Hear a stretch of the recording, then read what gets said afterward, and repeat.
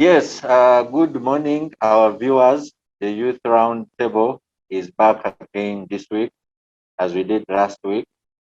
And this morning, we are still going to further the discussion we started last week on the role of universities in the national political dispensation. I have a very hybrid panel today. Last week it was an all Guild Presidents panel, and someone actually told me that if you want to measure whether the ground in universities, the political ground is leveled or not, you needed to bring those who did not make it.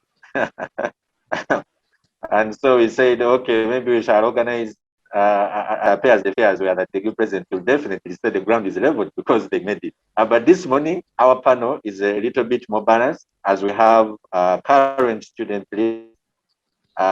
Yet at the same time, we have those who have been in the student politics and left and joined the actual national political dispensation. But we also have analysts and commentators. So the topic of discussion today is the role of universities in the national political dispensation. Of course, this topic can be widened. We know that universities contribute to the national political dispensation mostly through research, through community outreaches, and even teaching. Today, for purposes of this discussion and context, we are focusing on the student movement, on the policy or leadership, if you will. I think someone has switched on a second gadget or something like that. You need to mute it because that gives us an echo. Yes, so this morning to dissect this topic, we are privileged to be joined by Honorable Adeke. Honorable Adeke, former Guild President of Makerere University, the university, former Speaker of the Uganda National Students Association. So when we are discussing the student movement, we know that you're in the right hands.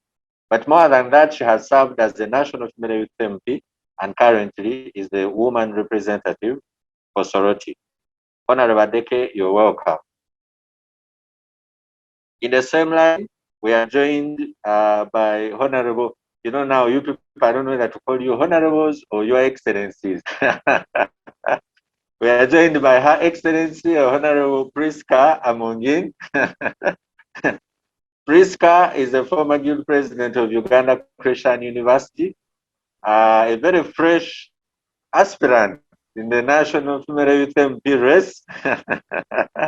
One of the questions I have to answer the challenges of transitioning from student politics to national politics. So we hope to get those insights.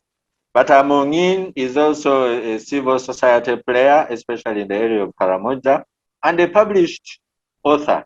Yes, yes, she has written, she will tell us the title of the book. I've read the book. It's one that really charges you for action. So, Honorable and Your Excellency, please come on in. You're welcome. Thank you. This morning, again, we are joined by Counsel Ivan Bwowe. Ivan is synonymous with a lot of energy. Ivan Bwowe is an advocate of the High Court, but for purposes of this discussion, Ivan served as the Guild President. I'm sorry, I don't remember those numbers. I know Guild President at Makerere, like counting the 80th, the 79th.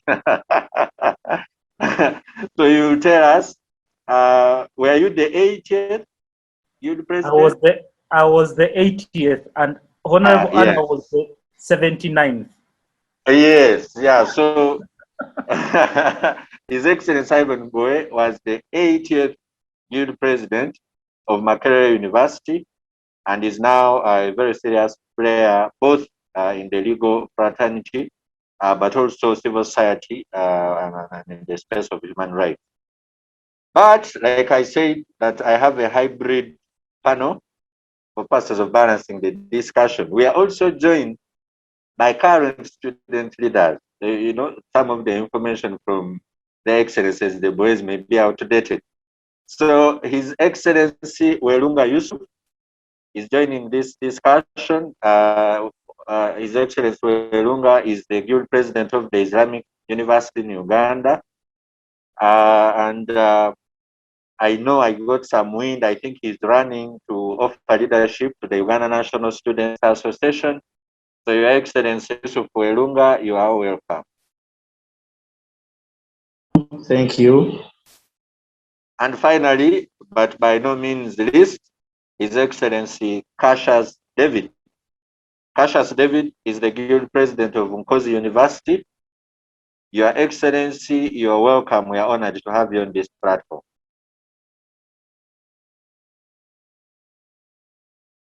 Are we able to hear your voice? Such that we confirm Yes, it's that a pleasure to be alone. You tell me. Yes, we can hear you. You can hear me. We can hear you. And thank you very much for joining in. Now, honorable panelists, you know that historically the student movement has been known for just not being a nursery bed for national leaders, but for actually shaping the landscape of politics. Let's take you back down the memory lane. You know that in the 1950s, students at Makerere College were active in demanding for the independence of our country, and the students within Uganda were also very active in opposing colonial policies that they felt were oppressing Uganda nationalism.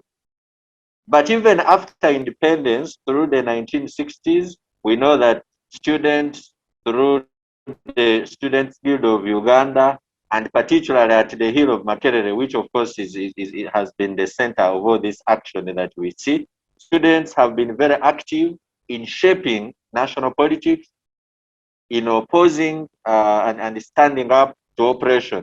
In fact, I think as you may be aware, you know that students, especially student leaders and students at Makerere University, have been victims of state excesses and state violence. The peak, if I may recall well, I think was in 1976, where a student was brutally murdered at Makerere University, and for a very disturbing reason. I'm told one of the soldiers was interested in his girlfriend and he actually ended up shooting the student. This did not go down well. The student was called Paul Serwanga, with the students who actually marched from Makerere University to Chibuli. The numbers from the university were put at about 3,500, but by the time they went through town, the numbers reports show had escalated to over 30,000. I'm not sure we have seen any such march in this country. Mind you, we are talking about a march in 1976. That was during the presidency of General Idi Amin Dada.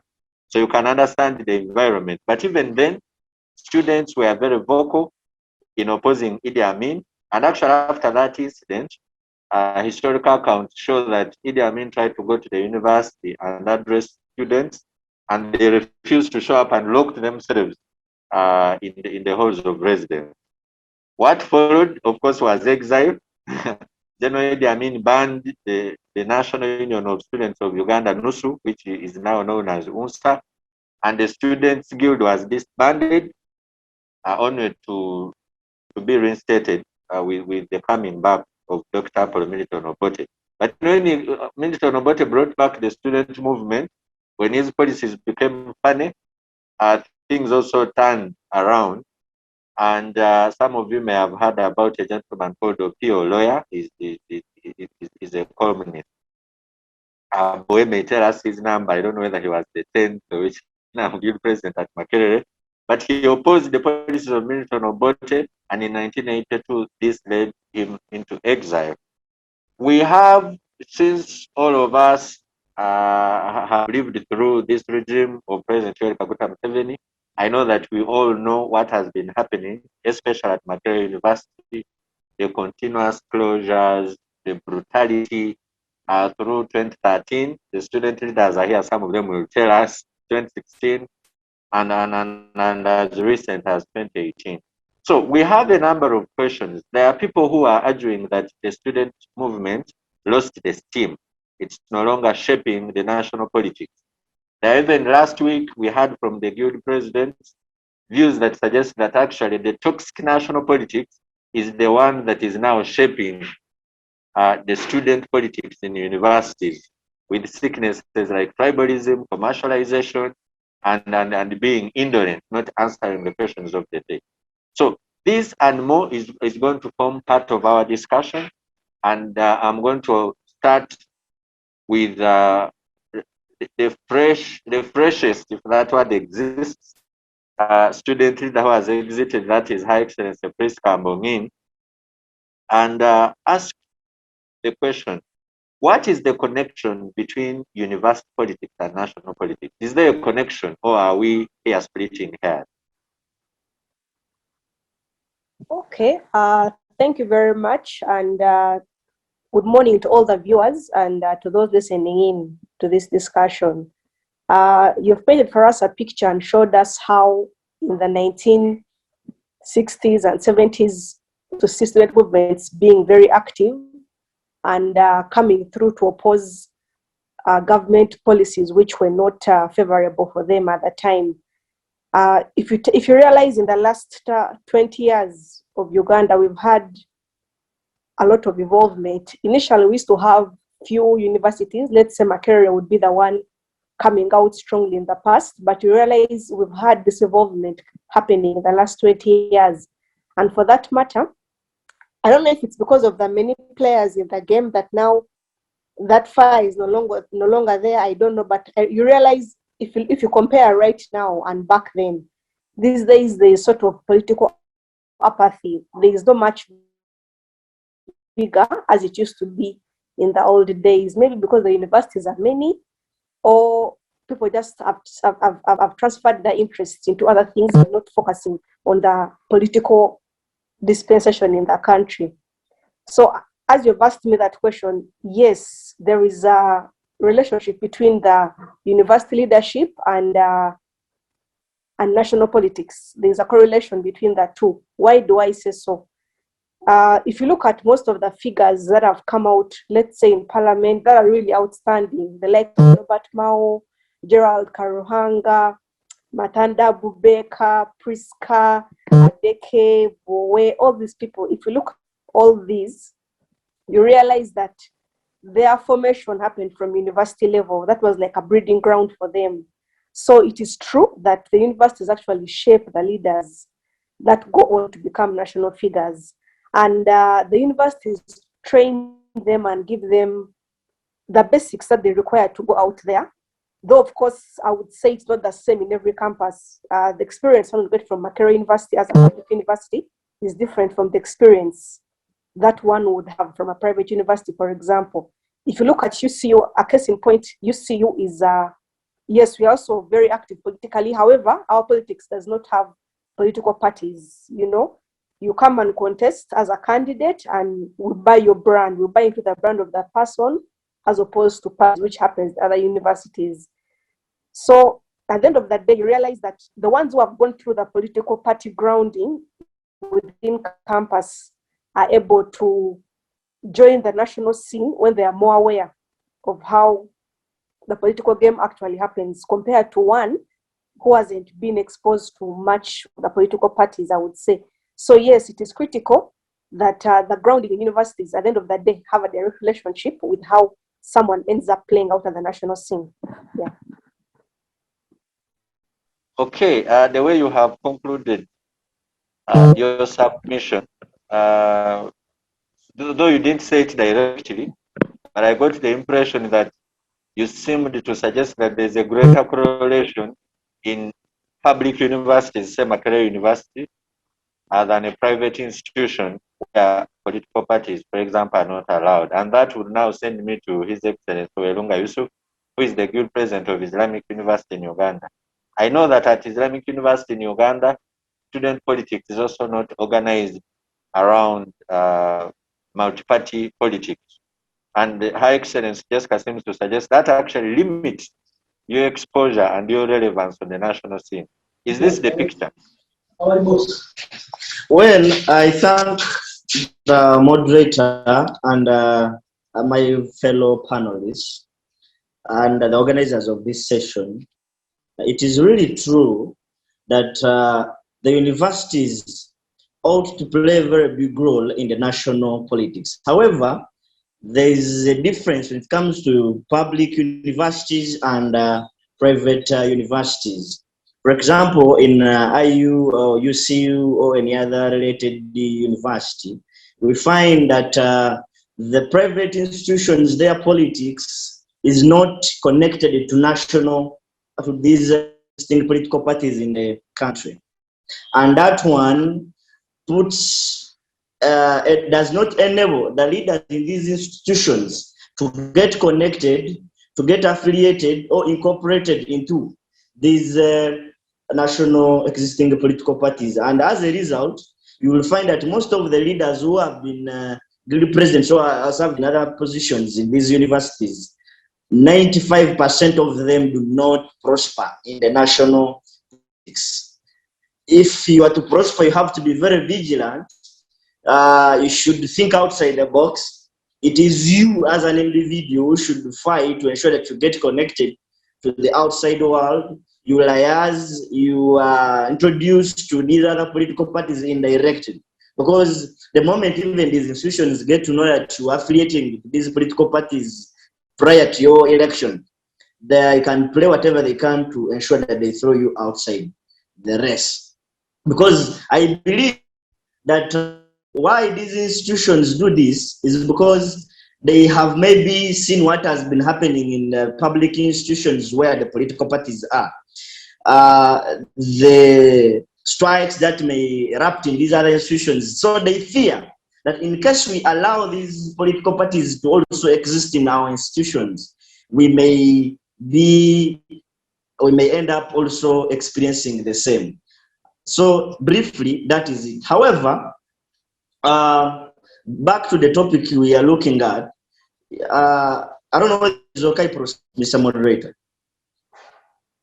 You can proceed in about a minute. Well, thank you very much. We see that every community or every society to develop, there must be education. And in this case, we need universities. A university student, if he goes to the public and speaks, believe me, the people in the community will give him attention compared to a person who has not gone to the university. That means that a university student has the capacity of influencing 100 voters per given time he wants outside the university. That one is a clear indication too that the leaders at universities are seen or are considered by the community people who can transform the societies. And to other regimes that may be in leadership, they look at some leaders at universities as a so you will see that there is no any regime that will tolerate students' movement at any single time. Once they realize that this is happening, that's why we see that most of the institutions we have today, there are spies everywhere, because you can never tolerate with the students' movement. You saw what happened in Tanganyika, you saw what happened in Meternity's regime, and what happened here in Uganda. So we see that Your Excellency, the tone with which you're speaking about it is like you're justifying it. Are you saying that is the modus operandi, that's how it's supposed to be? Or are you just reporting what you've observed?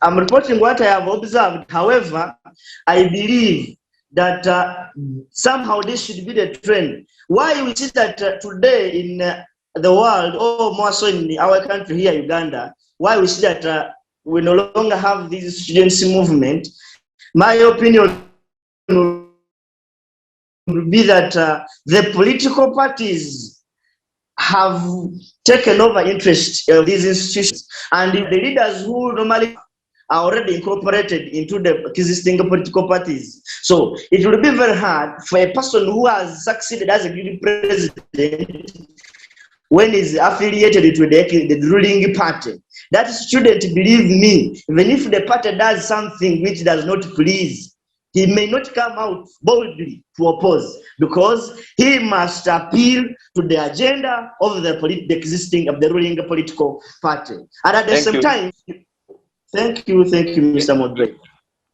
Yes, I'll be coming back to you, so hold the thought a little bit. Allow me now close to His Excellency Ivan Bwowe. Listening to Her Excellency Prisca and His Excellency Yusuf, I get a sense that the relationship between the university politics and national politics is a toxic one. And in the sense that His Excellency Yusuf seems to suggest that you either conform or you're broken. I know that you have seen it all and done it all. Let's hear from you. Is there a link between university politics and national politics?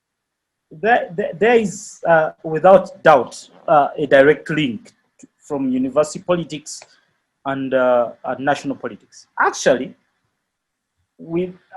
as at Makerere, we usually believed that when you were a student leader, you're already at the national level.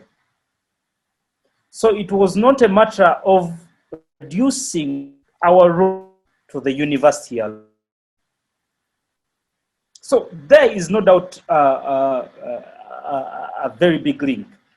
I also do not want to agree with the excuse that I've had being floated around by student leaders today, that the state will not allow you, so you either conform or they crush you. I mean, we've all been through that. I remember during Honorable Adeke's time, we led a march to Parliament, and it yielded results. In our time, still in my time, I led students of about 25,000, and who were going to Parliament because they were not listening. And they listened, and policy changed. So I think the focus should be on identifying those things that students want to change. Okay, if we say that the students' movement has lost steam, where did the steam come from first of all? Are we doing enough as student leaders to make sure that we can have things that surely unite us and we have a unified view? It might not be a popular one, but at least if it speaks to the greater student society, then they can pursue that. And I also do not want student leaders to be confined within the spaces of their universities. Because, I mean, universities are generally a representation of the general society. You'll find from every part of the country, there has to be a person at IUIU, at Nkozi, at Makerere, at UCU. So I also want to challenge student leaders not to be lazy, to look at a broader picture and pursue broader goals, rather than the comfort of being called His Excellency, Mr. President, Madam President, and all that.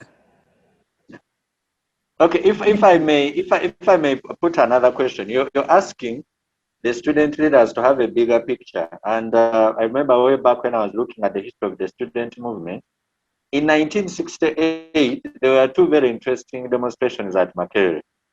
One was in response to two, now it's called the Zimbabwe, by then it was called the Rhodesia. Yes. There are two Rhodesian Africans that were shot at that time by the white settlers, and the students organized a demonstration at Makerere University protesting that. They also organized a march to the British High Commission protesting the sale of arms to the South African apartheid government. So it seems at the time students were even concerned, for you are even talking about national politics. Here we are seeing students going even for the to Yes. see any demonstration or even an organizing on what's happening between Israel and Palestine, or what's happening in the Middle East, or what is happening even on the continent here, or what has happened in Chad. What happened? Are we even conscious of this thing? I think because student movements have been organized around democracy, independence, for example, in Africa here. But elsewhere, world over, they have been organized on rights, civil rights. Here, they've been organized to influence democracy and the rule of law. So, I mean, students have a lot at their plate at the moment. They only have to up the game and confront these issues, because we do not live in isolation of the society and the global politics. At the moment, what is with the COVID pandemic? I mean, what is students' view? Education is almost now at the standstill. Some people are having to be in first year for over 2-3 years. Can we have students in this discussion? All we hear is the Minister of Education, the Minister of Health, the President. Where are the students in the whole discussion? You seem to have joined me. You seem to have joined me in asking the questions, and maybe His Excellency Cassious David can give us some answers. Since the challenge that I face, the challenge I face is that I speak as a person who has been in students' politics. Yes. So that's why I also sit down and ask questions like, okay, what are the student leaders doing? And this is up to them. We can only support, but they have to lead the way. Because thank you. Let's hear. Yes. Because if they don't lead the way, then we cannot support them. Yes. So I want to take the questions you are asking to His Excellency Cassious. Your Excellency, as you have followed the discussion, you may realize there are more questions than answers. We are asking, where are you? Like now, we hear that students are stranded. They're in different places. We saw the head of the State House Anti-Corruption Unit intervening in the park to get students to get transported and all that. But all the while, there is almost no voice whatsoever from the student leaders. What happened? Do we still have student?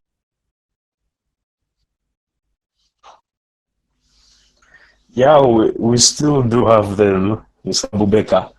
I don't know if I'm audible enough. Leaders, we can hear you, please. One of the challenges that we have faced also as leaders, I can speak for myself because I've been in office for 1.5 months. But one of the challenges that we have noticed in this short period is that there is a huge vacuum, because we have bodies like UNSA and GPAO that have been silent probably because of the pandemic. They have not had a proper transition of power. So there's still that vacuum of who exactly is in charge of this process. So it is, personally, I can give you a personal story. I remember it was a Saturday, and I got a phone call from His Excellency MPJ Ivan of Makerere. And we spoke for a few minutes, and one of the issues that we were talked about is, as leaders, as guild presidents, we are not aware of who we are and what we can do. So the first thing that we did, that I personally did, was to make sure that I collect all the guild presidents. His Excellency Welunga can testify. We formed a platform, the Guild Presidents Union, and it has been in place for over I think a month. So with this, we have been drafting proposals, and as I speak, yesterday is when we sent a document to the Prime Minister of Uganda, Right Honorable Robin Anabanja, and we detailed exactly the situation that students are living in. Because as I speak, we had collected over 1,000 names of students in that just 1 week of collecting names, 1,000 students that are in dire need of assistance.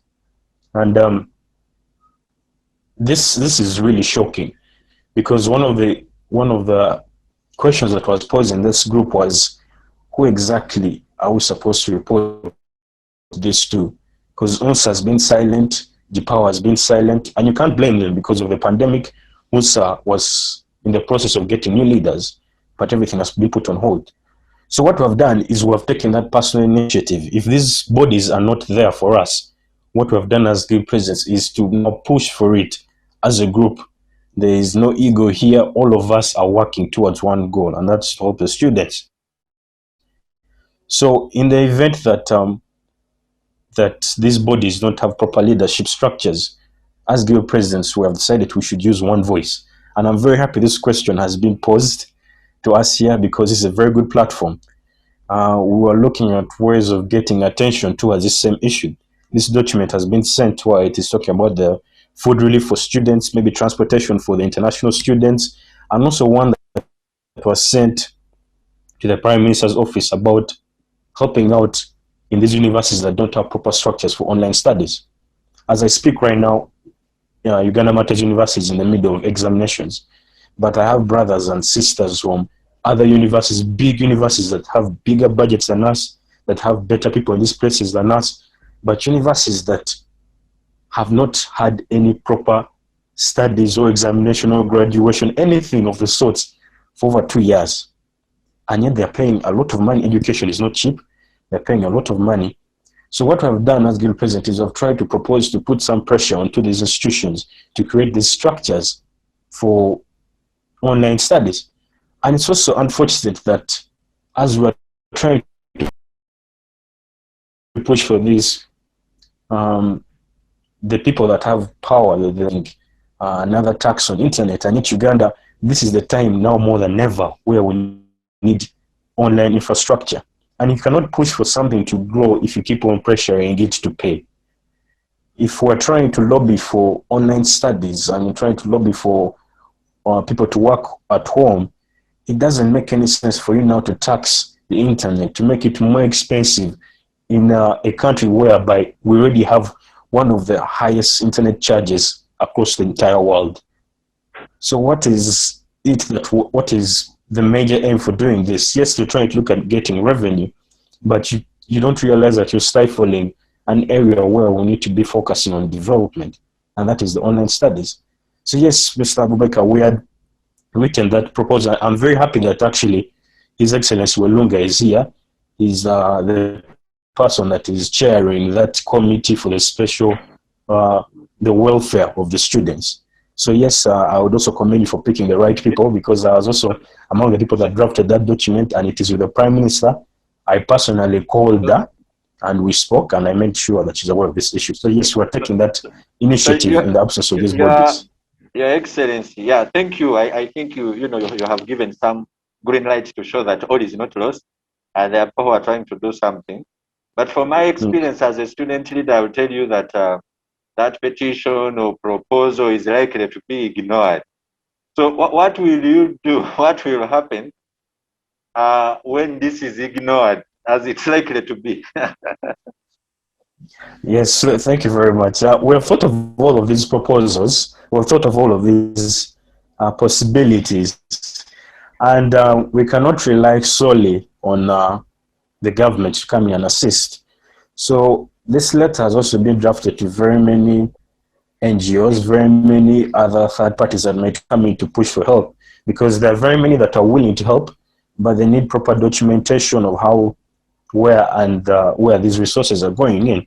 So if we have organized ourselves, at least, if we've put together this documentation, at least it's a good start.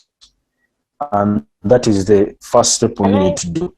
The next step was to get actual support. If you can't get it from the government, we are going to try and look for other avenues of getting it from NGOs that are willing to help in, because there's a lot of money that is flying in around, and some of that money can be redirected to helping the students. And I don't want to demotivate anyone, any of my fellow leaders, but from what I've noticed in life, if you want to have discussions on important risk by putting our names on this documentation, there's a lot of pressure, but it's for the greater cause. As I speak right now, there are thousands of students who are using us. Yes, please. Your Excellency, where is that pressure from? Before I showed you the risk and then cross to Adeke. You say you risk to put your name student, wait, hold on. I find that very curious. That student leaders risked to put their names on a proposal going to the office of the Prime Minister. That's a very curious statement. Where is the pressure coming from, and why is that a risk? There's this discussion that was happening in group recently, and we're trying to get the names of the students.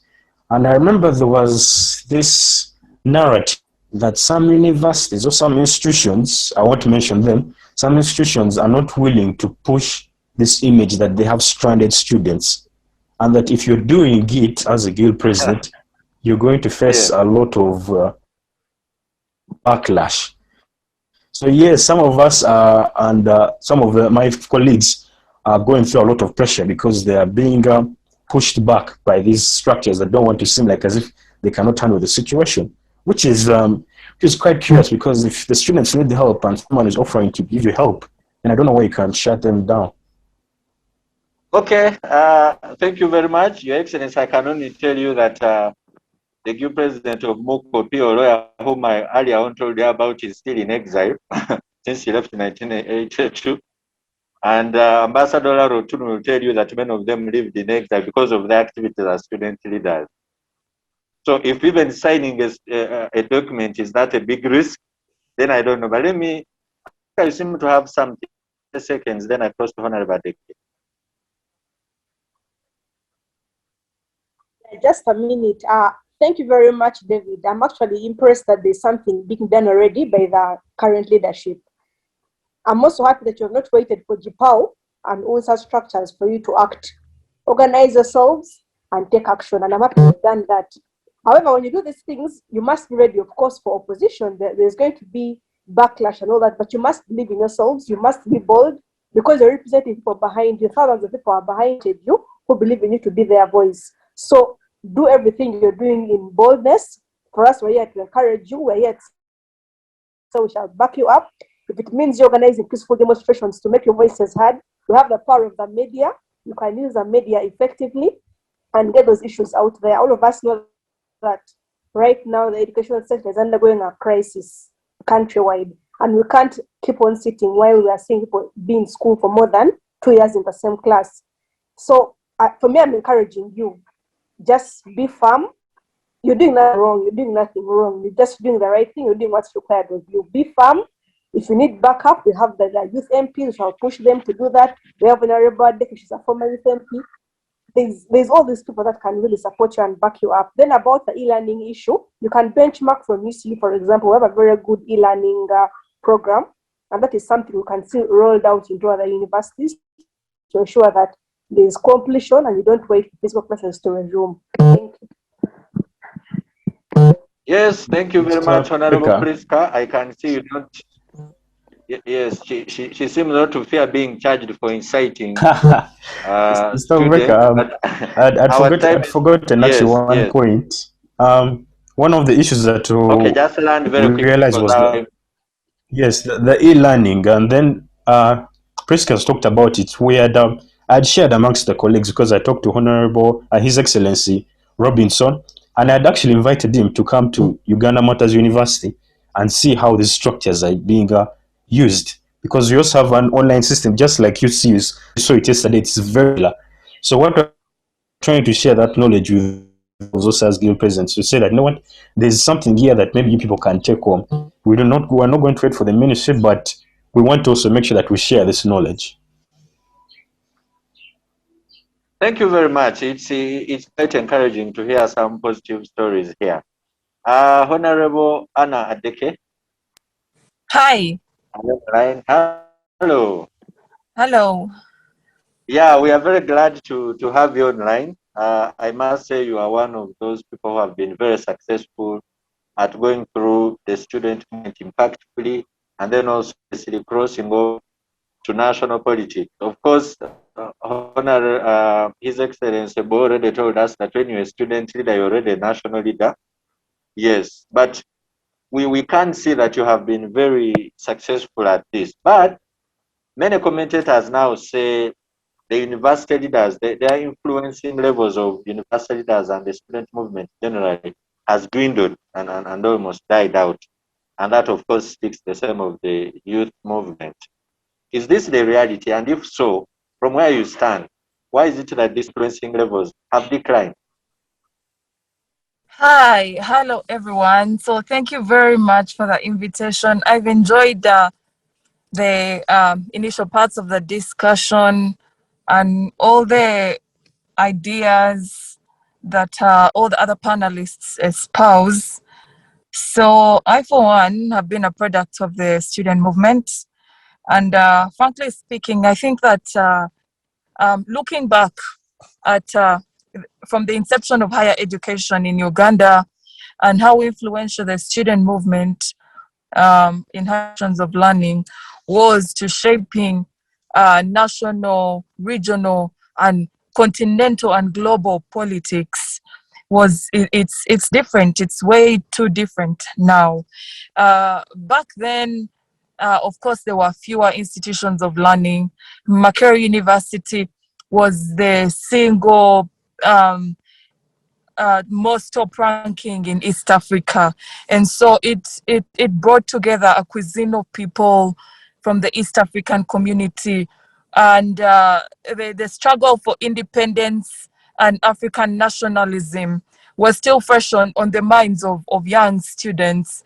And so what they were able to achieve then is so much different than what the student movement now can achieve.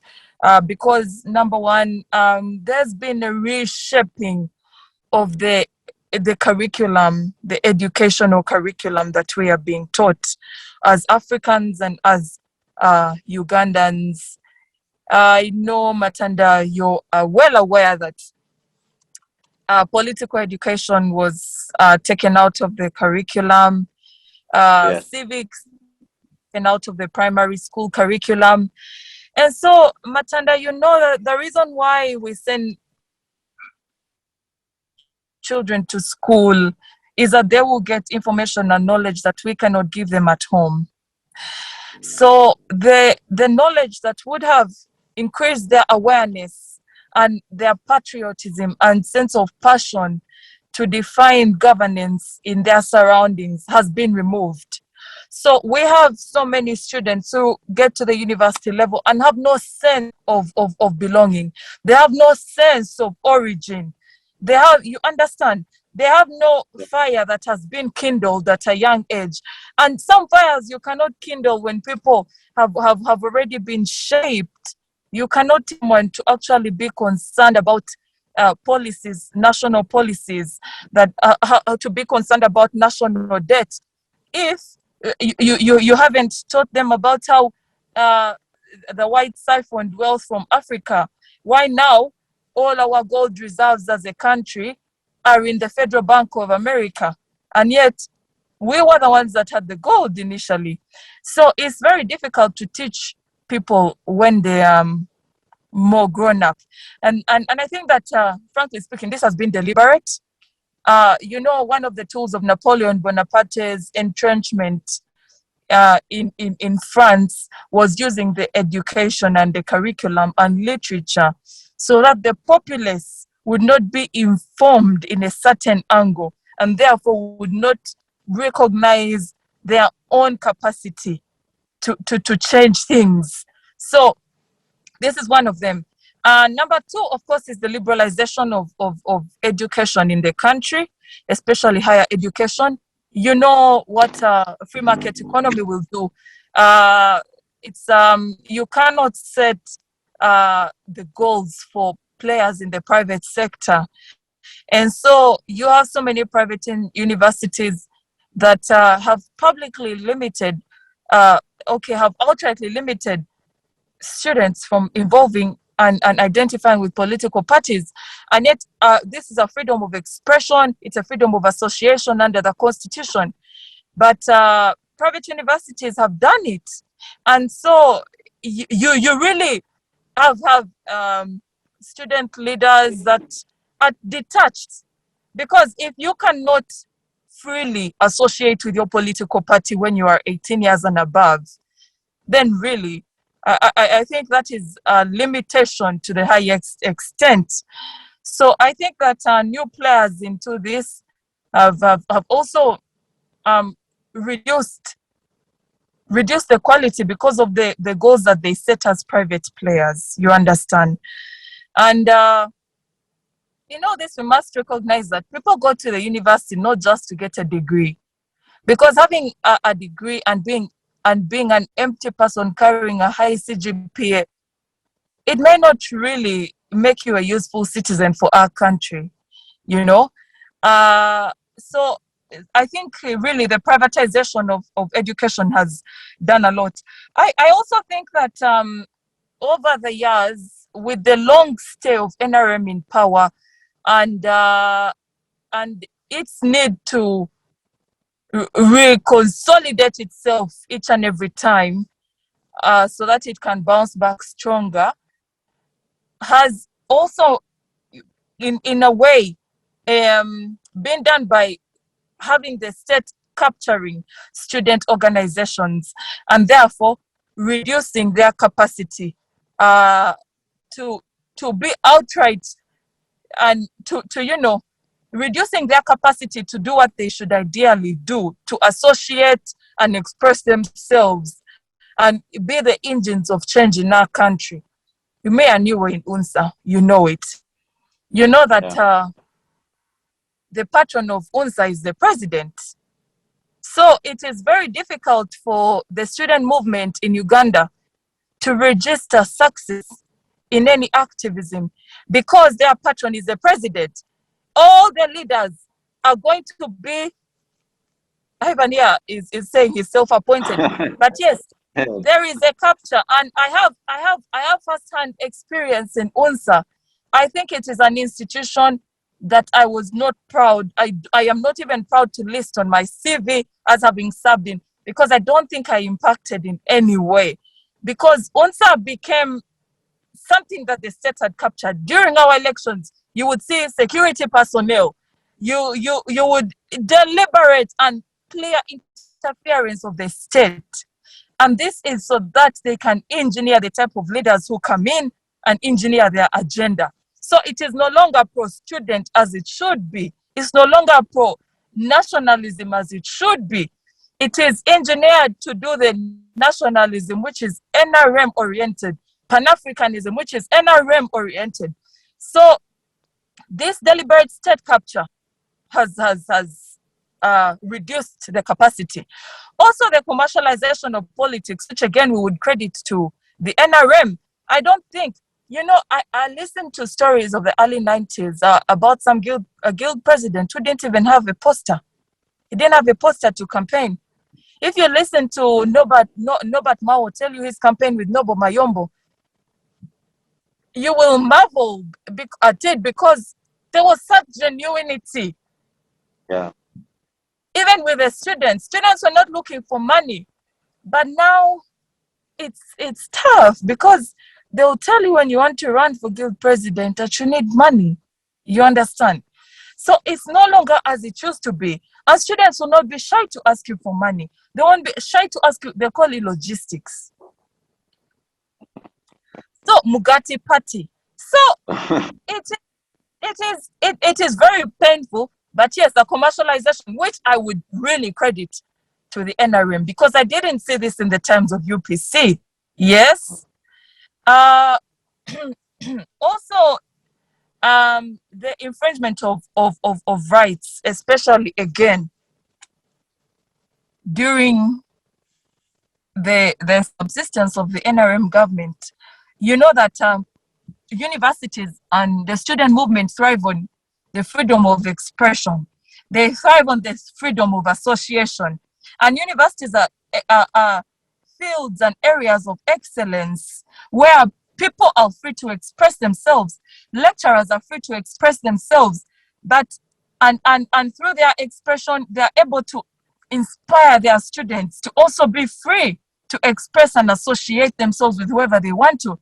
But you have a situation where lecturers in Makerere were asking for their salary increment, allowance increment, and the Minister of Education announced that whoever was striking would be thrown out from teaching. So you see, people cannot even even exercise their freedom to belong to labor unions. They cannot exercise their freedom to express themselves about their earnings. And so you have all this. Bwowe Ivan is one of the panelists. He will tell you how many times he's had to take Makerere University to court for infringing his rights, because Makerere is saying, oh, you have to have a certain grade, or you shouldn't have been subject to disciplinary action before you can run for president.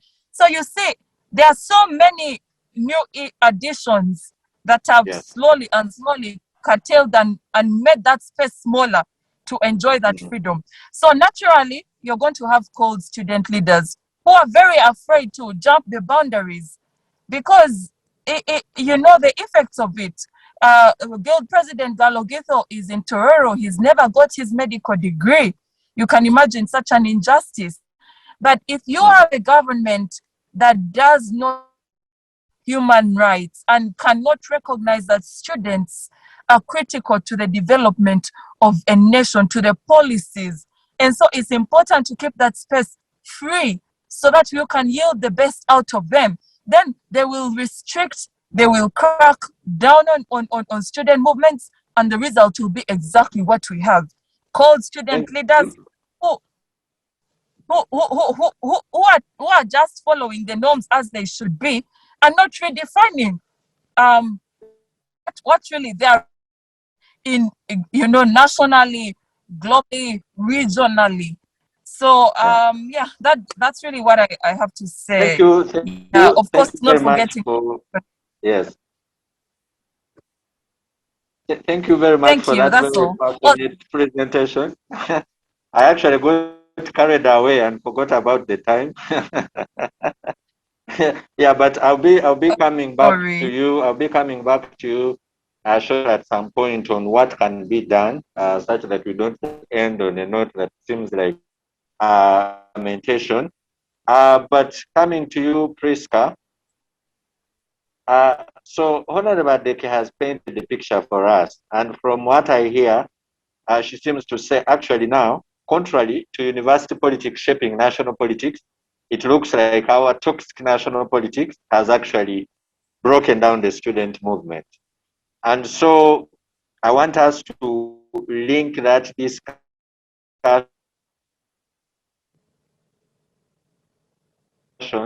to what then has over now politics.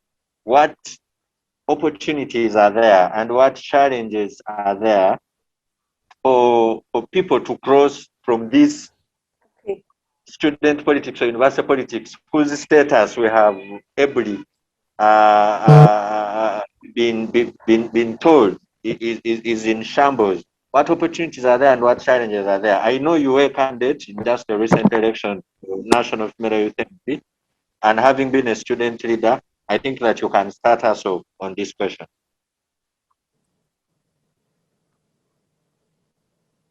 Okay.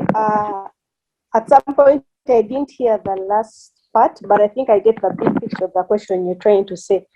Yes, Honorable Adeke has painted a picture, and that in as much as that is happening currently, I wouldn't say that all hope is lost. I wouldn't say that all hope is lost, because it's still possible for us to rekindle this fire in the university leadership. It's still possible for the leaders in the campuses to organize themselves and be able to spark off active political debate. For me, I think currently we don't even have spaces where we engage more, like perhaps as this happened in the past. We have our network, for example, GPAO and all these other forums you can meet in and come together as student leaders. We can still be able to take action. We can still be able to design programs actually that bring this alertness, that bring this awareness, that bring this sense of the patriotic spirit which we need for the country to move forward. Because you can't completely eliminate university involvement into the political shaping of the country. Because if you keep on eliminating the brains and the academia, as time goes, you're going to have a future of a failed state. So you need to make sure that the academic is still having a very big part to play, in the formation of the political dispensation in the country. So for me, I don't think all hope is lost. I think we can still have more. We can look back at ourselves and see where those gaps are and how do we come in, how do we even come in and assist them, how do we come in and inspire them. For example, those of us who were able to lead successfully and finish. Honorable Adeke asked Makerere, how can she go back and ignite this fire in the people once again? Yes, Prisca, I like the optimism, and I hear that you're pushing us towards the way forward. But my question was actually on the opportunities and challenges for players in the student movement, or let me say student leaders, to cross over to national politics. And I'm hoping to pick a few things from your experience as a candidate in the National Youth MP election, because the thinking is students is a NASA, and you yourself earlier on mentioned the number of leaders who have moved from student politics to national politics, and we hope that they are better leaders because of that. So which opportunities exist and what challenges are there? Opportunities that exist is that there are political parties, different political parties out here, different from your university engagement.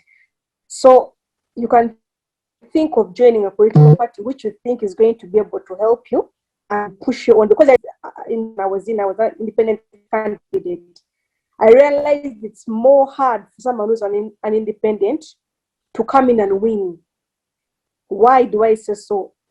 There is very great correlation between the networks that you have. You need to have, let's say, a network of friends or a partnership that are going to be able to support you, to hold you, and to push you forth into the position that you want at national level. So being independent per se, well, the trends have changed. Under Adeke's time and the years earlier on, independence would come in.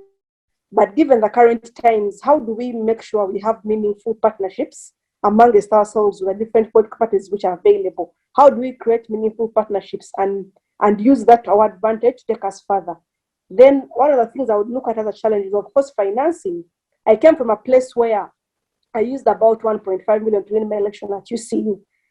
Why? We don't have, our politics is not really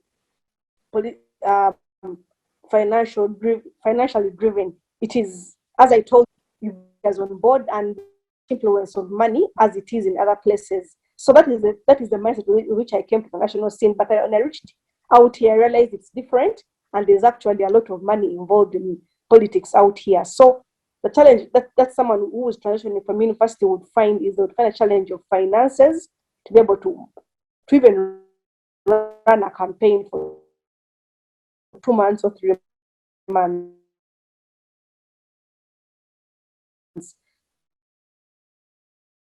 So financing is a very big challenge, I would say, out here. Two challenges.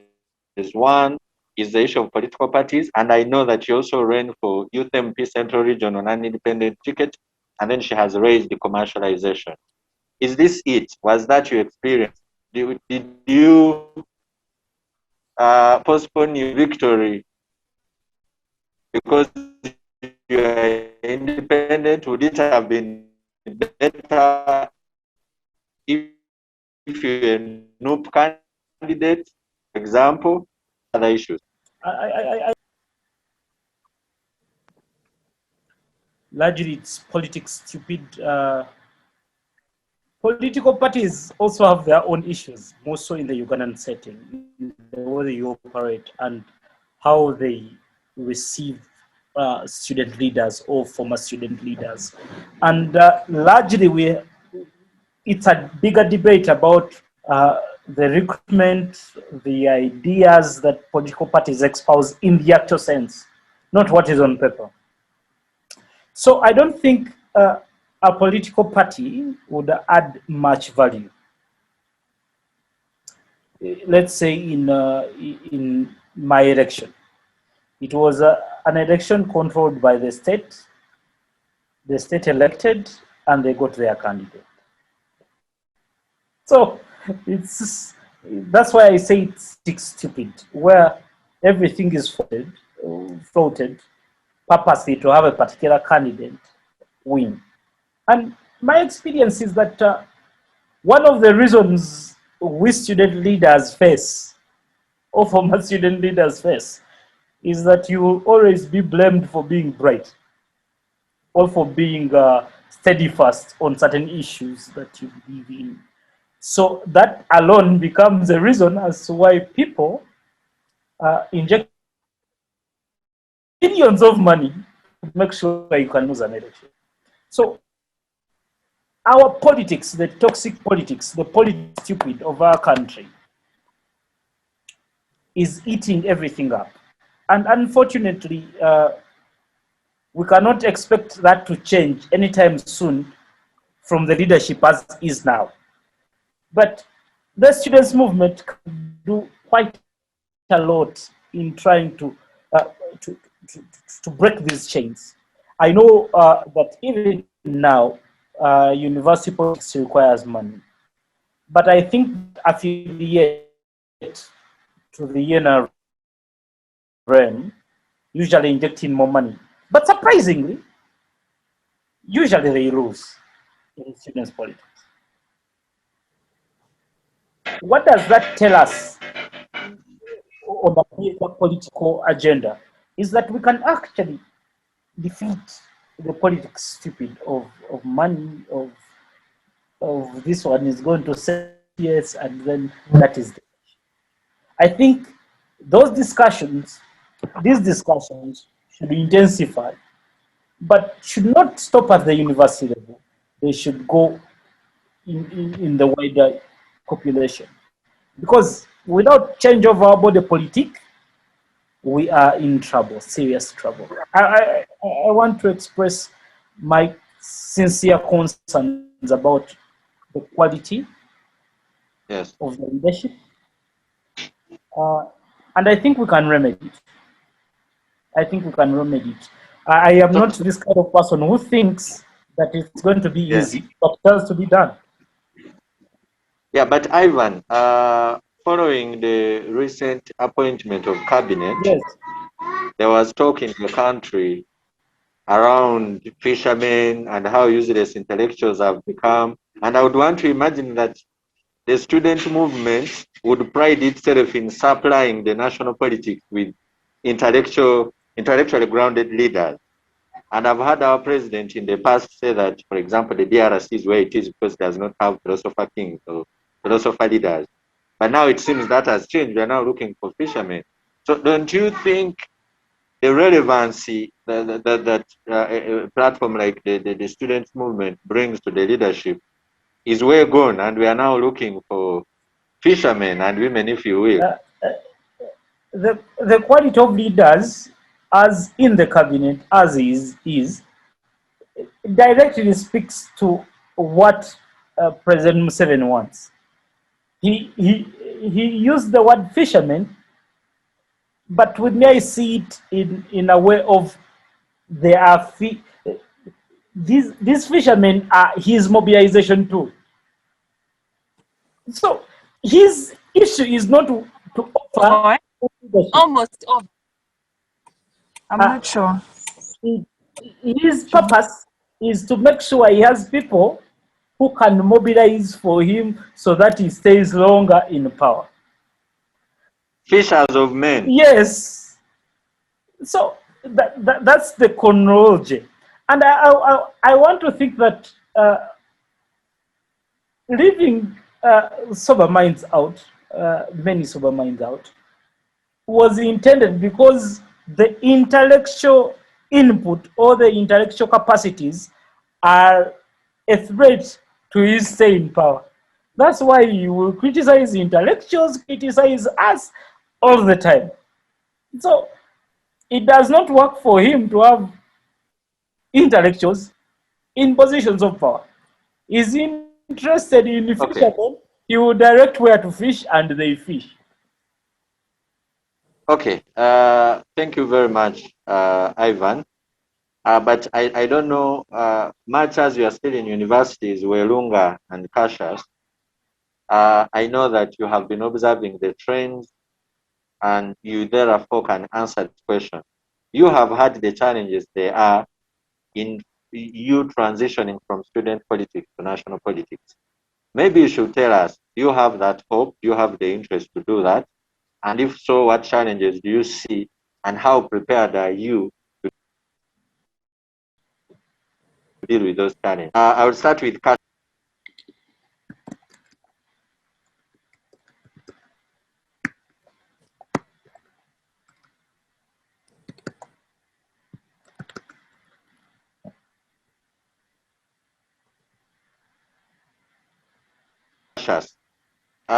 Okay, well, if Cassious is not very near, maybe Yusuf can go.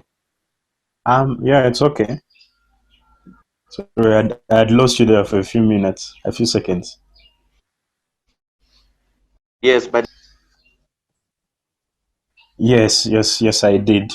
did you hear the question? Yeah, for the side of the presidents and the student leaders, I cannot speak for all of us because clearly there are some who have different ideas and different plans. But the majority, yes, I think there's interest for national politics because you cannot take up this task of leading an entire institution, universities that are, I don't know, have populations over 5,000 plus students, and you're dealing with individuals of varying personalities. So you're trying to gauge your stance on how you are as a leader. And the major target, the big target that most of us look for is national politics. But however, unlike these public universities like Makerere, Chambogo, very many of these private universities don't have structures in place that allow for political parties to thrive. I can give an example like Prisca talked about UCU, they have Onkozi. Like these institutions that do not have these structures in place. And for some good reason, of course, because they don't want that bipartisanship and they want someone's ideas to manifest rather than the political party's ideas to come forth. So, however, on the flip side to that, there's this sort of obscurity. People don't know how exactly the political world works if you've not been actually involved in them. And the university is a perfect place to begin because with the universities across the world, they are hubs for innovation and innovation of ideas, innovations of businesses, technologies, and innovations of political ideologies. But if you try and limit that discussion on politics, you're blocking the path for very many of these leaders, not only as student leaders, but even students amongst themselves. They're somewhat interested in going further with politics as a whole. So for universities like these ones that do not give this ground for this political discussion, I ask that they should provide that provision. I know it's going to be very difficult. Very many universities have clear reasons as to why they don't want politics on their campuses. But then you have to look at the need that these students have. There's this idea that politics is a dirty game, and if you're going there, you're just going to be a liar that is going to talk very smooth and everything. But very many people have actual dreams of doing something that is good. I'm very happy that Prisca has been very optimistic. The world isn't all bad, and politicians aren't all bad.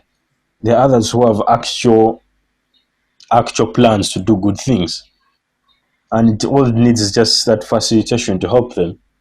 These universities have stifled that, and it's unfortunate. But on the flip side, also they have some clear reasons as to why they don't want to have these political discussions. Prisca talked about the amount but of. Cassious, Yes, please. Cassious, from what I get from almost this whole panel, is at some level we are seeing the institutions themselves stifling spaces. At another level, we are seeing government. But I want to throw back the responsibility to the students. We live in a world now that is more connected. For instance, I know that the likes of Changomacho and Wadada and Abdel in the 1960s were writing articles, pro-independence articles, and across the world. So right now, you can even just find an article, even just a letter in the Daily Monitor Observer of a student leader or student expressing an opinion. So when does this burden shift well from what government has done and the institution to the students and the student? Yeah. I think also the ideas of students are mirroring what is exactly in society. And I want to say, I don't have statistical data to back up this, but I have a view that very many people have lost interest in politics, and that is students as a whole. And it's very unfortunate because one of the reasons we have also seen is that there's a lot of aggression on the side of someone that goes against the demands of the political ideologies of the ruling party. And that's unfortunate. Very many students are afraid of doing something that is going to create friction.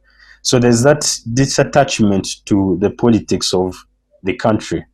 And also as students generally, generations move. If that was in the 1960s, they had an agenda for, and that was independence.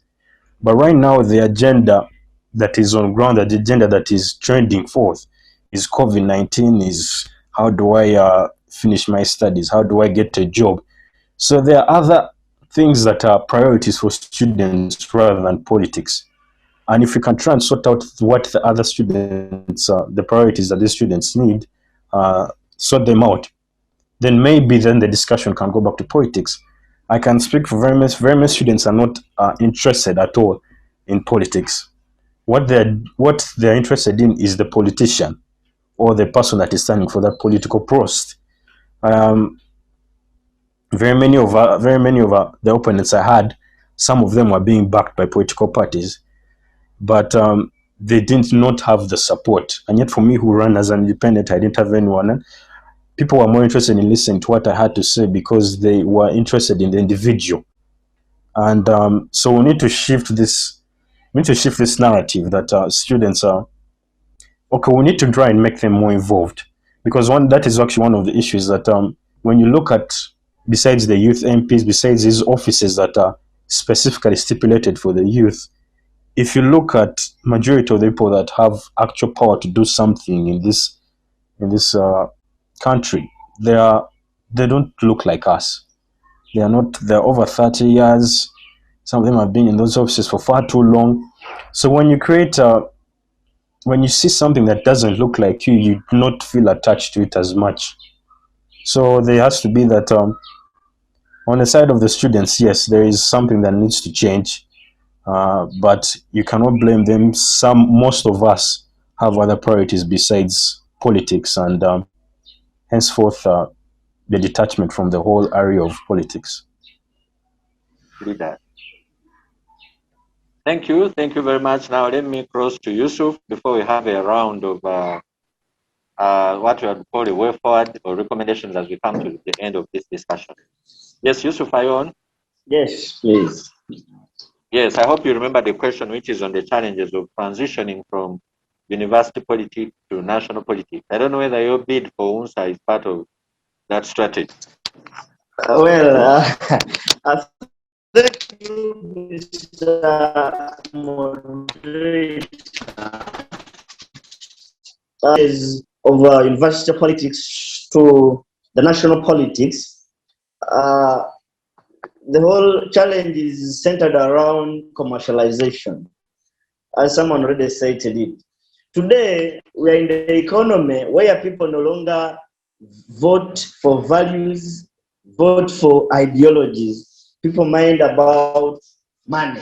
Now, it is very hard for a university graduate, maybe who has been a minister or a guild president in an institution, to come and compete for a given national position with a sitting member of parliament. Even if you come with good ideologies, good values for the society, believe me, our people have been switched to voting money at the expense of ideology. So there is that challenge of you as students to compete outside the national politics when you're competing with someone who is well off financially. Yusuf, on that point, I know very powerful and wealthy people who lost the election in this previous election. Is it true that it is just about money? I'm sure I was in Hoima when Honorable Adeke was elected as the National Female Youth MP not so many years ago, and I know it was not money. Is it entirely that? To what extent? I would wish us to look into that line. To what extent? Money, believe me,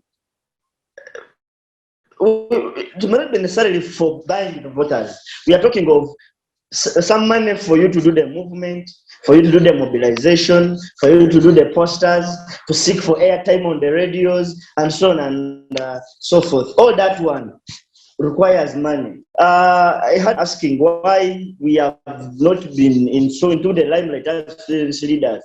I've engaged a number of media houses for attention, but I'll keep on telling you, nowadays ebintu byayononeka mwetagamu akasente kati katini, and they will end up leaving a student leader outside because he has not put in akasente katini. So that is a challenge, and actually it is killing all of us because it began from top.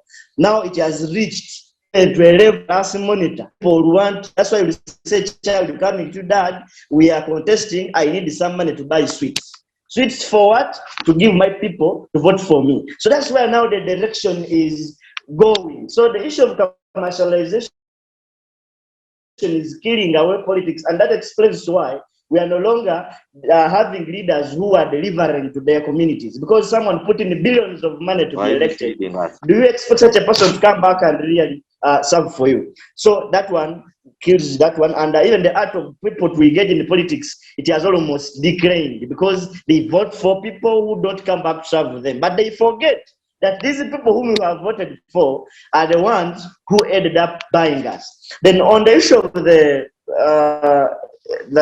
advantages of being in the university politics, one of them I believe is that you get exposure. You know, most of the people we see today, the Nobert Maus, they were identified when they were university, and that one will enable any government agency, any NGO to run for that person who has been very outstanding. But for you to come out to be exposed as a student leader, still it comes back to us as student leaders. How best do you play your cards to be identified? If you decide to sit, you will sit and no one will recognize your presence. If you decide to raise, you will raise and people will identify you. But the question is, how do you raise? You may raise when you're speaking nonsense. No one will value you. So you should raise having known what you want. Another thing is, I think of networking. No, when you're a guild president, now like us today, we are interacting with members of parliament, we're interacting with people who have been in these positions. So there is that networking. I believe tomorrow, if I make Honorable Adeke, so I recognize Yusuf one time we will form. So there is that networking. Now, if you have interest of going ahead with the national politics, that's a beginning point for you to ensure that you achieve your career. Thank you, Yusuf. You will now go back to Honorable Adeke. Honorable, you gave us a very deep and extensive analysis of the status quo, the challenges they are, a historical account. Yeah, but here we are. The society still has numerous challenges, and there are so many young people. You know that more than half of our population are young people. So before we release you, what can we do and be done to better the situation, to change this such that we can breathe life back into the student and youth movement and see that our country gets back on course?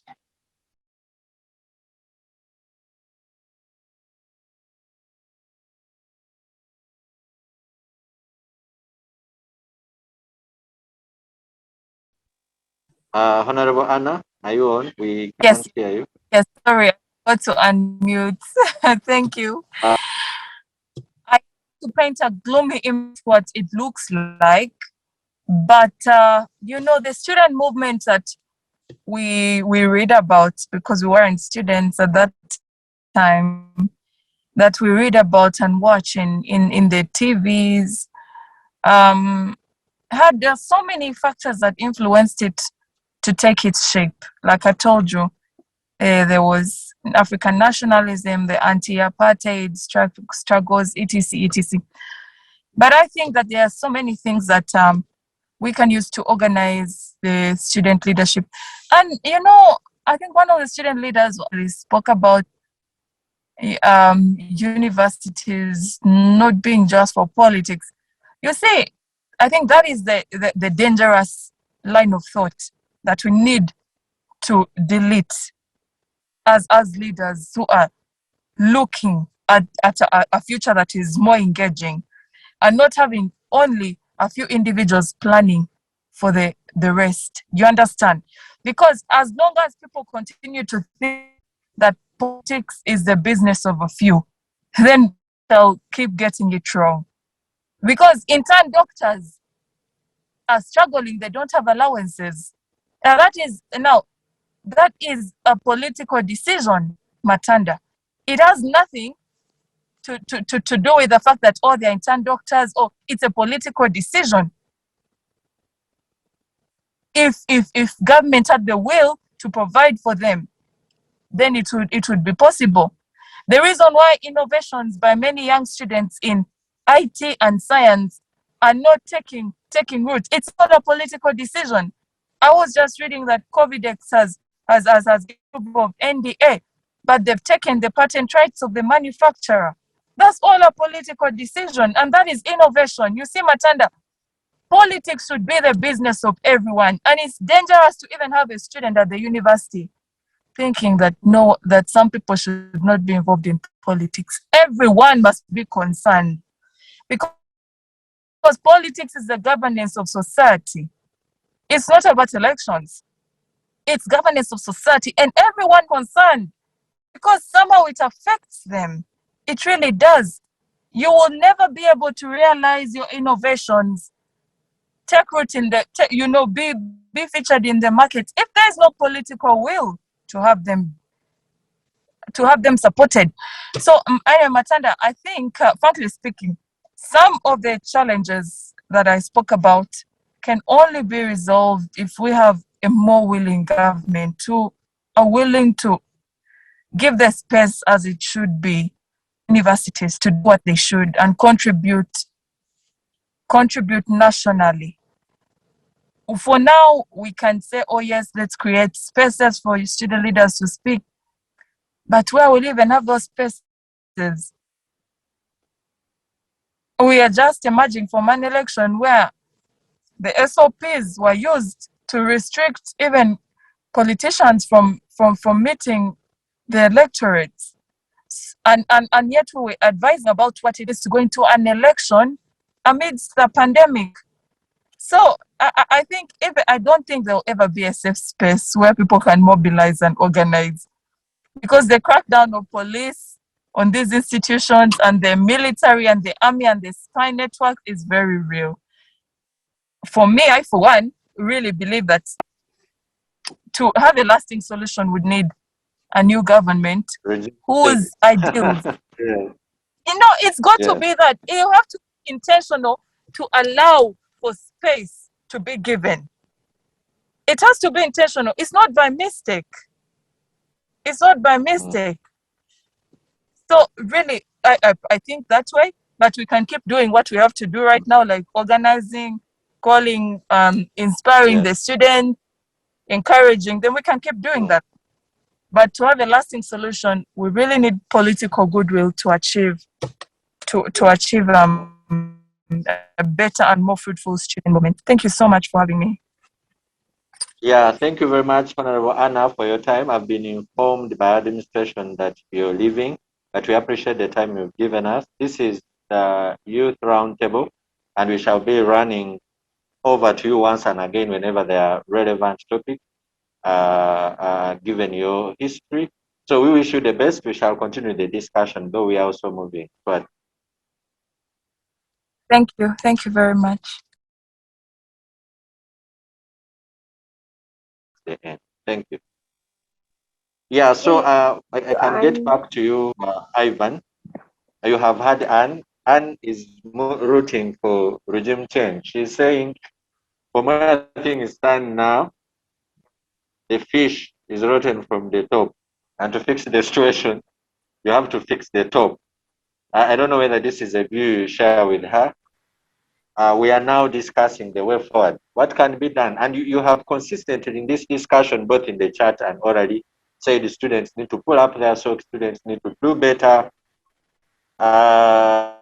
So where is the place of that in lieu of Honorable Adeke's recommendation that what you're calling up students to do may not be practical in the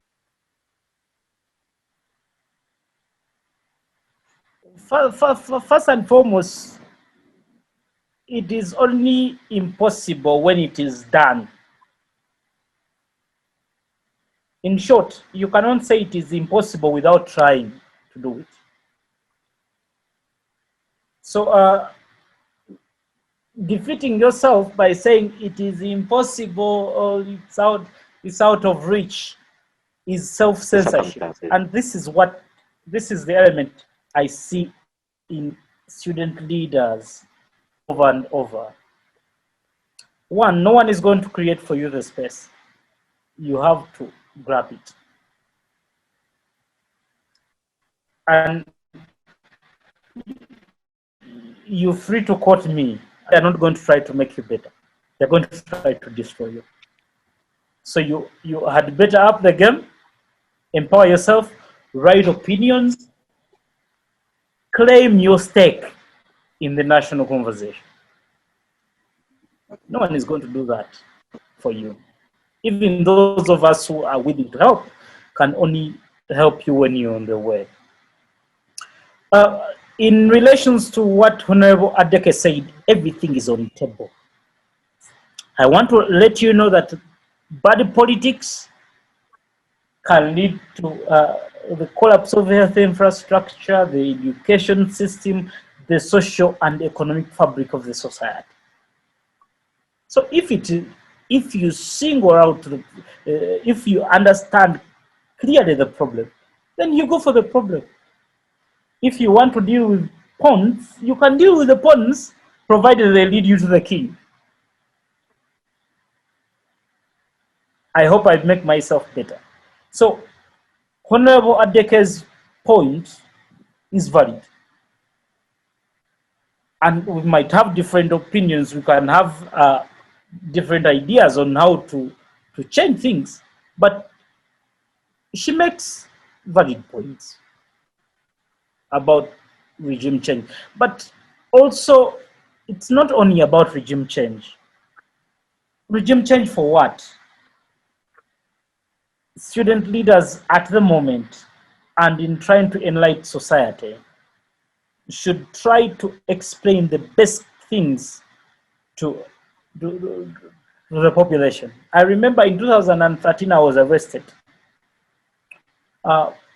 having gatherings every after mass in my home parish. And the reason that's why I was arrested is that I was telling people things that are true, but the authorities did not want me to say them. So, I mean, we also have to do our job, and we have to do our duty. And student leaders, please, please, please, those students understand. Those students who voted for you understand. Those students want your guidance as a leader. Can you stand firm on an idea? Can you explain to them your views? We have been there before. We have had to explain. We have had to call press conferences. We have had to solicit for ideas. And when there is lack of leadership, trust me, they will know. And they will say, oh, yeah, to Salah. So do not underestimate the resources you have. Just mobilize yourselves, be organized, and claim your stake in the national conversation. Yeah, but Ivan, thank you very much. But you also need to tell them that there will be consequences. My very first time to be in detention was thanks to student activism. So, if and I want to without contradiction, if you wish to be a successful students leader and you fear the consequences, political witch hunt, prison, frustration with your academics, if you fear those things, then you completely in the wrong place. Thank you, Ivan. I will now go to Your Excellency Cassious. We are moving toward the end of the show, and we now want to hear the way forward. What can be done? You already intimated that there are things you people are doing, but this is an opportunity for you to rally others. What can be done to get the student movement back? Yeah, thank you very much, Mr. Abubaker. You know, some of these issues that we're facing today are not just come to the fruition just right now. They have been the works of a very long term, things that have been ignored. So someone hinted upon it in the beginning that there has not been any proper education on the sides of politics. I remember in my time in St. Mary's Utende, we used to study political education. It is my shock that that subject is no longer there. We used to universities teaching political science. Very many universities are no longer teaching that. So there is this lack of technical understanding and knowledge of the political world on the side of students. And it is now creating this ripple effect. You're seeing it in the disinterest towards politics. You're seeing it in the attention towards the programs of politics. I want to make this claim that if it wasn't for Robert Kyagulanyi, Bobi Wine contesting for office of presidency, very many have been interested because it would have been like it's the same story, same script, it's just a different maybe setting. So there's that loss of hope, and there's that loss of also understanding of knowledge, and that politics is something that can change the world.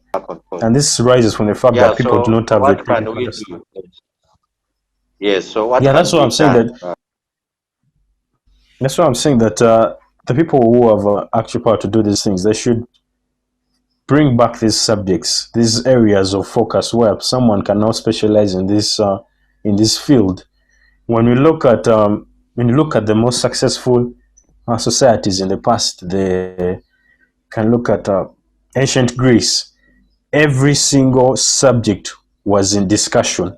There was no subject that was off the table. Every single thing from politics to science to history, everything was discussed. And that is why that time is when very many ideas came about, because they had those discussions in place. And you cannot have these discussions if you're removing these focus points of politics.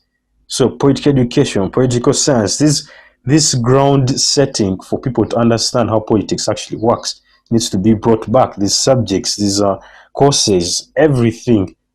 And there's that fear that when you educate the population, you're arming them, because knowledge is very, very powerful. And I feel like as if some people in these offices are worried about arming the population with this knowledge. So yes, and there has to be that. Asking them to do so. Yes, so they're looking at it as a weapon, but to look at it as a tool to help, because we don't want this scenario of us putting people into office yet they not have any actual understanding of how leadership works or politics works. And then also as student leaders, yes, as student leaders, we need to also utilize our offices as much as possible. I can look at my predecessor. He's now the LC5 Councillor, Mutundwe Parish. He is the Lord Honorable Mboga Patrick. Mboga utilized this office to the very best, and is the reason why even me myself, I now stood up, because I saw what this office can do for you. So as leaders, we need to also utilize these offices and push for actual change. Yes, there are very many things that are going on, and very many things that we can't change on, But one of what we need to understand is that these structures have not been working, and we're just trying to give them that energy. And we've been in power for a short time, but we're trying to execute our duties to the best. If the body is not working, we are.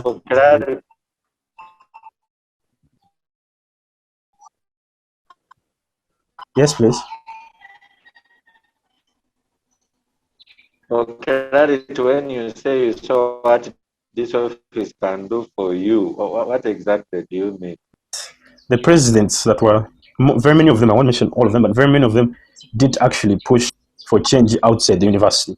They looked at the scope as the university alone, but then what I've realized is that you can have impact as a Guild President of Uganda Martyrs University on things that are happening in MOOBs, on things that are happening in Chambo. It might be minimal, it might be very small. Yes, this position gives you platforms to have discussions outside the university. Yes, you're representing the views of the university. Yes, you're part of them, but you can still push for something greater. And you know, as leaders, yes, in the past they've been silent on some things, but we're trying to, no matter the problems they're going to be facing, the arrests you've told us about. Thank you for the heads up. You need to realize, I think it was a quote by Aristotle. He once said that the mark of a great mind is the ability to entertain an idea without actually accepting it. So yes, you might entertain all this that is going on, but we're going to fight for more. Thank you very much, Your Excellency. Prisca, you have been the discussion. This is the part when you distill that optimism into actual action points. What can be done? What can we do to do it? I agree with the previous speakers that you see everything which happens in society goes back to leadership. Everything rises and falls on leadership, like John Maxwell once said. What does that mean? There is no way we're going to disassociate ourselves, maybe, and say me I'm a lawyer, I for one am an, but this is something I realized much earlier, that you see, even if I want to do my finance and stick to my career path, there are things I'm not going to change and make impact on if I don't join the political space. Why? That is where decisions are made. It is where everything happens from. What does that mean? As students all over campuses, and I beseech the excellencies who are here right now, that the incumbent presidents to take this message out there, that you need to regain your passion for political participation. Everyone has a part to play, because if we keep sitting back as a young generation, nothing is going to be done for us. We shall keep on being on the menu and not at the table, actually making the decisions which are supposed to be taken in our favor. So come together. For me, I believe in a saying that says that a cord of 3 strands is not easily broken, as opposed to a cord of one strand. What does that mean? Who are your friends? Who are your networks that you're coming out with in generation? Us who are in the late 20s right now, those of you who are in the mid 20s, early 20s, which clique are you moving with? Are you like-minded? Do you have the same aspirations? I remember when I was at campus, UCU, one of the things that really came out with, and I can say today we have that friendship network, a clique of presidents. Up to today, we are still in touch. Even in my campaign of recent, they brought money, they came on board, they fought for me to win. And that's a spirit we have, that tomorrow when my other president of Chamboko has this issue, we're going to go out and support him. That's a spirit you're supposed to carry with you after campus. There was Ocheng, Chambogo, Katopol, Makerere, Andrew Rach, Lera University, and all these people. I mean, I remember we were like only 2 girls, but up to our network still stands, and we have purpose. We must, at the time, run the affairs of this country. It doesn't matter when it's going to be, but that is our resolution. And so the friendships you make right now really matter. Even in your campaign, or in terms of looking for funds, people are going to support you, are your very friends. I was able to raise about 40 million from my friends. I, for one, had about 8 to 10 M, but the 40 million that I used in my campaign came from my friends, and this came through the networks that I had made while I was at campus using mention of Guild Presidency. So you can use spaces right now to spark something. You may not see the big picture right now, but you should begin the revolution slowly by slowly, and as time goes, you'll see it come to pass as the years go by. So Don't shy away from the political engagement. It could be just giving your opinion on something on Twitter, on WhatsApp groups, any discussion that comes up. Make sure you're visible, make sure your presence is felt, make sure your impact is felt. And as the years go by, trust me that it can't be alone. There's always space for someone who shows up and who meaningfully wants to make a difference. So take up space, be in charge, write in the new vision, write in the monitor, tweet, do all these things with impact, as long as you have a critical mass that you're moving with. Yeah, thank you very much. Wow. Thank you very much. The spies here, you say the spies are everywhere. I have picked on your threat that you run affairs of this. But thank you for your counsel and pieces of advice. Yusuf, what should we do? What can we do? What are you doing? What's the way forward? Well, thank you very much. What we need to do, more so we the leaders at institutions, is first appreciate that we can do better when we are together as guild leaders. It means we have to forge ways of coming together. And I'm happy. So far, we have over 40 guild presidents in our platform. And through the togetherness, we managed even to write to the Prime Minister. Actually, I spearheaded it. We wrote, and Mr. David, His Excellency, edited it. Finally, we had to submit the Prime Minister. So that togetherness, one, will enable us share a lot of ideas from one another. Then two, our predecessors, those who have been in the positions we are in and are successful, like His Excellency Matanda, Madam Prisca here, Mr. Ivan, and Honorable Adeke, and others. You need not to forget us. You need to come back to us. Please advise us, because we believe through your guidance and advice, we may even do more compared to what you did. But if you don't come back to us, because most of the people who come for guild positions, we come when we were just high school leavers, we don't know anything, we are doing the thing. So we find a lot of challenges. But if you come back to us, you advise us, you give us the guidance, and we believe a lot of good things will be done. Then,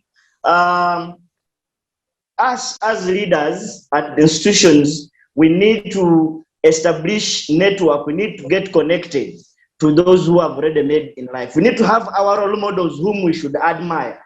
Say, I would wish to be like Charles Romushana. I would wish to be like Mao. I would wish to be like Matanda. I would wish to be like this one.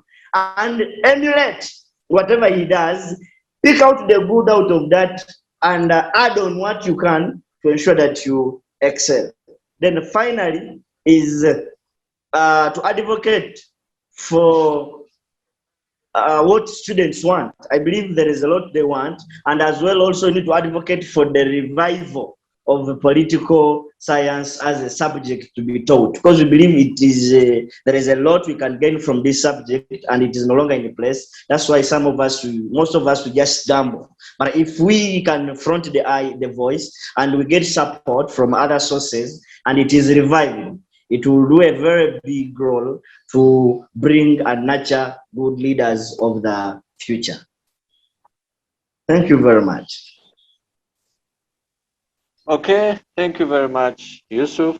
Thank you very much, Your Excellencies, Cassious, Prisca, Bwowe, Honorable Adeke, for allowing to be hosted on the roundtable, giving in your time and the resource of your experiences and knowledge. This youth roundtable happens every week, and we hope that we can be able to reshape the political landscape for the young people and the students in this country for the better. It has been said that you can tell the future of a forest by the health of the young suckers, the young trees in the forest. There's no way we can have a guarantee of a better country and a better future if we don't invest in our young people, if we don't invest in the students. And for that matter, I thank you all for following this discussion. You need to know that this is going to air on Civic Space TV. So you look for the platforms on YouTube, on Twitter, on Facebook, comment, ask questions. We are looking for ways on how to allow in real-time feedback, but for now that's not possible. But you can still comment and ask questions. All of us will be following, and we shall be able to respond to them. Till we meet again, all the best. you.